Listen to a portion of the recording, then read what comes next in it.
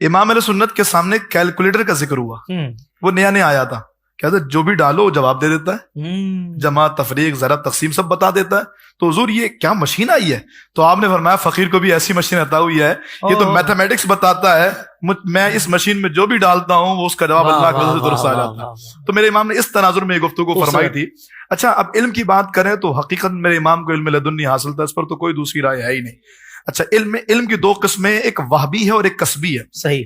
کسبی وہ علم جو محنت کر کے آئے، اور وہبی وہ علم جو خاص اللہ کے فضل سے آتا ہے. اچھا کسبی علم وہ جو دنیا داروں سے یا دین داروں سے کسی سے بھی سیکھا جائے. امام غزالی نے علم لدنی کی جو تعریف فرمائی ہے وہ یہی فرمائی ہے کہ وہ علم جو مخلوق سے حاصل نہ ہو. صحیح.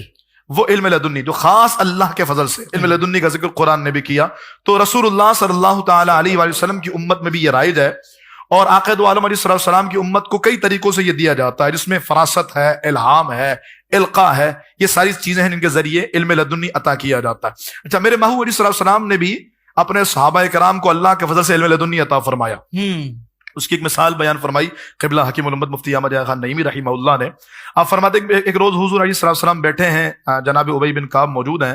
آپ نے فرمایا یہ بتاؤ کہ اللہ کی کتاب اللہ میں سب سے شاندار آیت کون سی ہے؟ آپ کہتے ہیں یا رسول اللہ مجھے نہیں معلوم، اللہ اس کے رسول بہتر جان. پھر سرکار نے دوبارہ سوال کیا.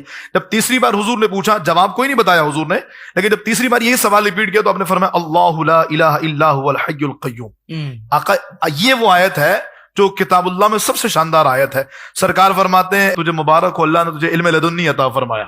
سبحان اللہ. اب قبلہ حکیم الامت فرماتے ہیں اس حدیث پاک کو بیان کر کے، کہا یہ علم لدنی کیسے مل گیا؟ بیٹھے بیٹھے کہ سرکار یہاں سوال کر رہے تھے، ادھر نگاہ ڈال رہے تھے، اور یہ حضور کے نگاہ سے علم لدنی عطا کیا جا رہا تھا، یہ نگاہ مصطفیٰ سے علم لدنی دیا جا رہا تھا.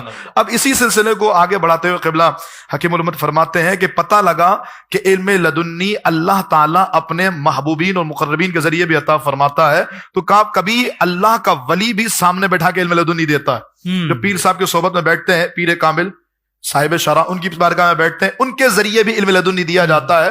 لیکن یہ یاد رہے کہ علم لدنی کسی مدرسے میں، کسی استاد سے، کسی کتاب کو پڑھ کے نہیں آتا، خاص اللہ کے فضل ہی سے ممکن ہے جو اللہ تعالیٰ عطا فرمائے. سوشل میڈیا پر اسلام کی صحیح تعلیمات جاننے کے لیے ابھی حافظ سائر قادری کا نیا YouTube channel Islamic digital studio subscribe کر لیں، اور ہاں نوٹیفیکیشن بیل آئیکن کو بھی پریس کر لیں تاکہ ہماری نئی ویڈیوز آپ تک بر وقت پہنچ سکے.